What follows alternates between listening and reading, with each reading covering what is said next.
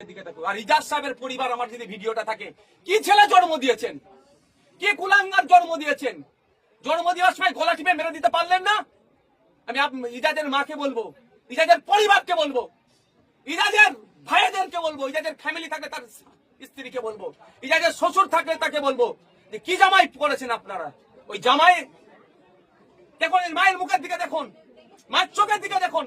আমি ইজাজের মাকে আবারও বলবো কি ছেলে জন্ম দিয়েছেন, ইজাজের বাপকে বলবো কি ছেলে জন্ম দিয়েছেন। মুসলিম রীতি অনুযায়ী বলে দোয়া পড়তে হয়, ভুলে গিয়েছিলেন নাকি? কতটা গায়ে লাগতে পারে ইজাজের মা বাপকে, আমার কিচ্ছু করার নেই। এখনো ছেলেকে শুধরাই নেন, ছেলেকে শুধরে নিন, কারণ ছেলে এখন উঠছে। ওই রকম এসপি লেভেলের অফিসারকে জব্দ করে দিচ্ছি আমরা, ডিএসপি লেভেলের অফিসারকে আমরা জব্দ করে দিয়েছি।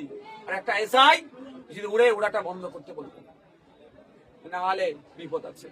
রাজ্য সরকার ইজাজ সাহেব যদি মনে করে মমতা ব্যানার্জির পা চাটবে, তৃণমূলের পা চাটবে, ওর পা চাটা আমরাও বার করবো, ওর ব্যবস্থা আমরা গ্রহণ করব, একদম ছেড়ে কথা বলবো না।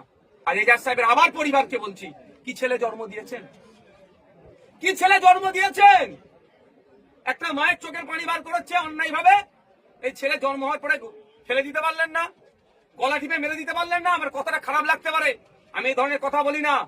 আজকে আমি বলতে বাধ্য হচ্ছি, ওই ছেলে এজাজের মাকে বলছি, এজাজের আব্বাকে বলছি, ওই এজাজকে জন্ম দেওয়ার আগে, এই জন্ম দেওয়ার আগে যদি পারতেন কি ব্যবহার করতে সেটা ব্যবহার করলে, তাহলে ওই ছেলে জন্ম হতো না।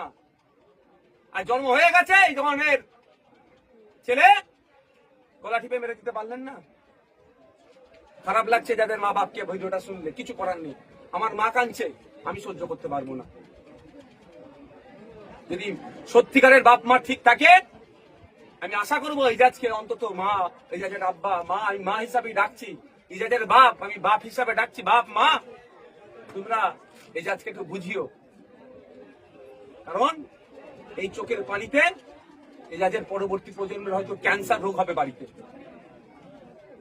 ক্যান্সার রোগ জন্ম হবে, মানুষকে এই ধরনের কাঁদাবে, ক্যান্সার রোগ জন্ম হবে। হয়তো তোমাদেরই হয়ে যেতে পারে মা, এই মায়ের অভিশাপে। কারণ কেউ পাপ করলো, কার উপরে পাপের আসবে সেটা বোঝা মুশকিল। আমি চাইবো ওই ধরনের না হয়। মাকে বলবো, মা তুমি বদদোয়া করো না, অভিশাপ করবে না, এটা আমি অনুরোধ করছি। আইনের মাধ্যমে লড়াই হবে।